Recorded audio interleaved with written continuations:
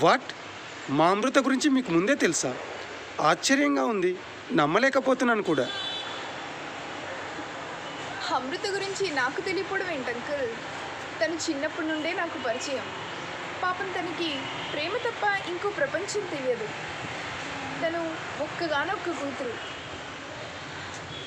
అందుకని చిన్నప్పుడు అమ్మా నాన్న తన్ని అల్లారు ముద్దుగా పెంచారు. తను ముద్దు ముద్దుగా మాట్లాడుద్ది. అందుకని చుట్టుపక్కల వాళ్ళంతా తన్ని విపరీతంగా అభిమానించేవారు. తను చక్కగా చదువుకునేది. అందుకనే స్కూల్లో టీచర్లు తన్ని ప్రత్యేకంగా అభిమానించేవారు. తను పెరిగి పెద్దదైంది, అందంగా తయారైంది. అందుకని అబ్బాయిలంతా తన్ని ఇష్టంగా ప్రేమించేవారు. తను ఎక్కడికి వెళ్ళినా ప్రేమను వెతుక్కునేది. ఏకంగా అక్కడ ప్రేమ సామ్రాజ్యాన్ని సృష్టించేది.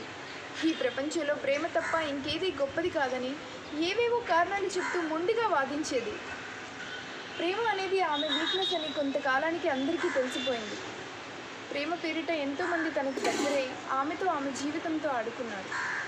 25 ఏళ్ల వయసులో కానీ తనకి కనువింపు కలగలేదు. ఓ అర్ధరాత్రి నిద్రలేచి చూసేసరికి ఈ ప్రపంచం మొత్తం మారిపోయినట్లుగా అనిపించింది. ఎక్కడ చూసినా స్వార్థం స్వార్థం స్వార్థం.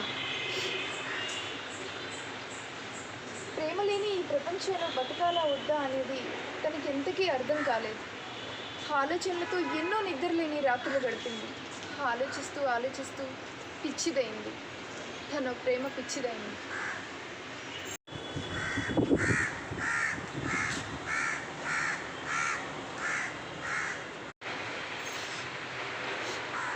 అమృత తనే uncle.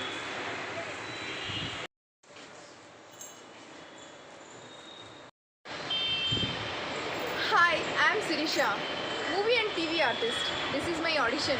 Please subscribe my channel. Thank you for watching this video. Please share and like. Thank you.